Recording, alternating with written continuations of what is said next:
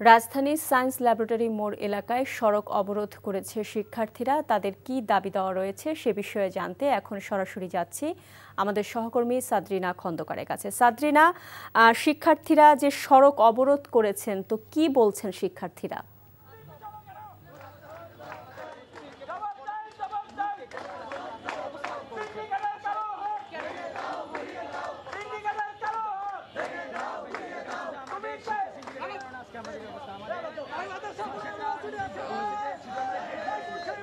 শাওন, আমি এখন রয়েছি ঢাকা কলেজের সামনে।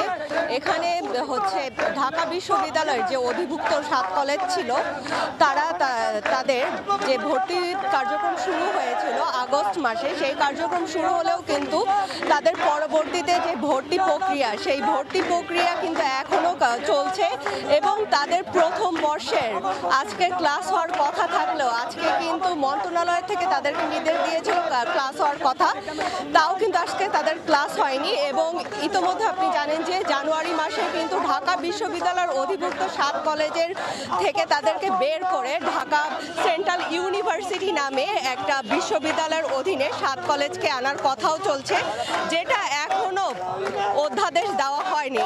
তাদের দাবি যে ঢাকা বিশ্ববিদ্যালয় সহ অন্যান্য বিশ্ববিদ্যালয়ের 24-25-এর শিক্ষার্থীদের প্রথম বর্ষের ক্লাসের কিন্তু 4-5 মাস শুরু হয়ে গিয়েছে এবং তাদের প্রায় প্রথম সেমিস্টার এবং তাদের ফাইনাল পরীক্ষা শেষ হওয়ার পথে হলেও তাদের কিন্তু এখনো ক্লাসের কার্যক্রম শুরু হয়নি এবং অনেক ডিপার্টমেন্টে ভর্তি কার্যক্রম এখনো চলছে।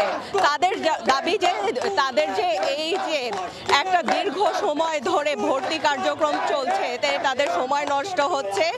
তাদের দাবি যত দ্রুত সম্ভব তাদের ক্লাস শুরু করা এবং অধ্যাদেশ দিয়ে ঢাকা সেন্ট্রাল ইউনিভার্সিটির মধ্যে 7 কলেজকে নিয়ে আসার দাবিতে তারা সকাল থেকেই এখানে বিভিন্ন ধরনের কার্যক্রম করছেন। শাওন, এই ছিল আমার কাছে সর্বশেষ তথ্য।